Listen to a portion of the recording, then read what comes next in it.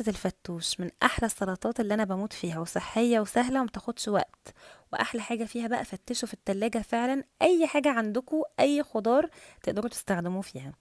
تعالوا شوفوا بقى احنا عملنا ايه. أول حاجة قطعت الطماطم وهقطع الخيار، وهحط الخيار بالشكل ده، قسمته نصين، قطعوا أي تقطيع زي ما انتوا عايزين.